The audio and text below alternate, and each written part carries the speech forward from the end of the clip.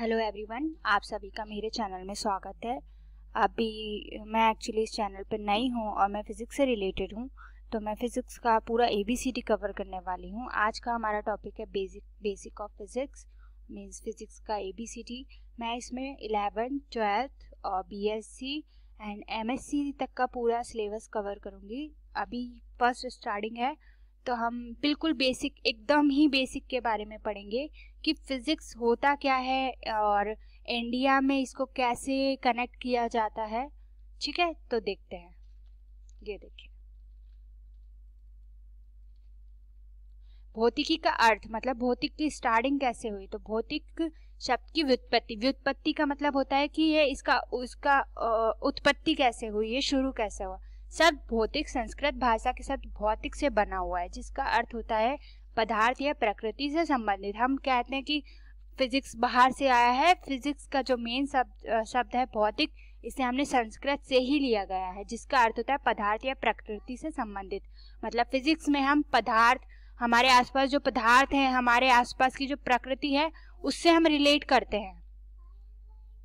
यदि हम भौतिकी शब्द को अंग्रेजी शब्द फिजिक्स का हिंदी रूपांतरण माने तो भी हम इसी परिणाम पर पहुंचते हैं, क्योंकि फिजिक्स शब्द की व्युत्पत्ति यूनानी भाषा के शब्द फ्यूसिस से हुई है, जिसका अर्थ होता है प्रकृति। मतलब मेनली हमें यह समझना चाहिए कि फिजिक्स का जो मेन अर्थ है, मेन कॉन्सेप्ट है, वो सिर्फ प्रकृति से रिलेटेड है। अतः हम कह सकते हैं कि भौतिक में प्रकृति तथा उसकी घटनाओं का अध्ययन किया जाता है।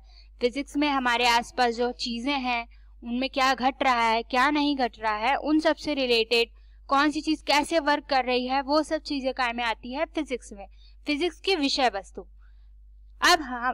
अब प्रश्न उठता है कि प्रकृति क्या है। प्रकृति क्या है मतलब ब्रह्मांड की हर चीज प्रकृति में शामिल है।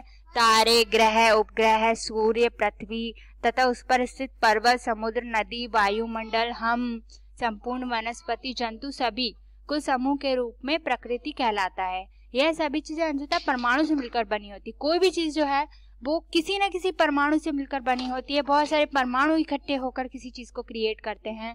उसमें पर्वत, नदी, समुद्र, हम, जानवर, सभी चीजें आती हैं और इनके विभिन्न रूप, विभिन्न प्रकार के परमाणु के अलग अलग विन्यासों के कारण उत्पन्न होते हैं।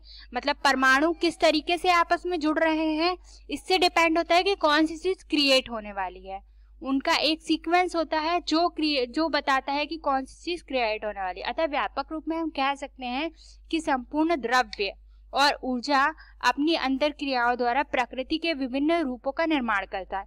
मतलब जो संपूर्ण ऊर्जा, द्रव्य है, जो लिक्विड्स हैं और जो एनर्जी है, वो मिलकर क्या करते हैं, प्रकृति के विभिन्न तत्वों का, प्रकृति में जो जो भी चीजें हैं उनका निर्माण करते हैं।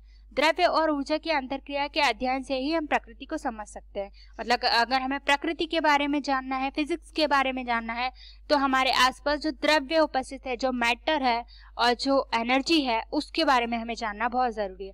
अतः भौतिक वह विषय है जिसमें द्रव्य, ऊर्जा और उनकी अंतरक्रियाओं का अध्ययन किया जाता है। आज के लिए इतना ही। मैं इसके आगे और भी डिटेल्स आपको दूंगी, फिजिक्स के बारे में और भी बताऊंगी। मेरा चैनल लाइक कीजिए।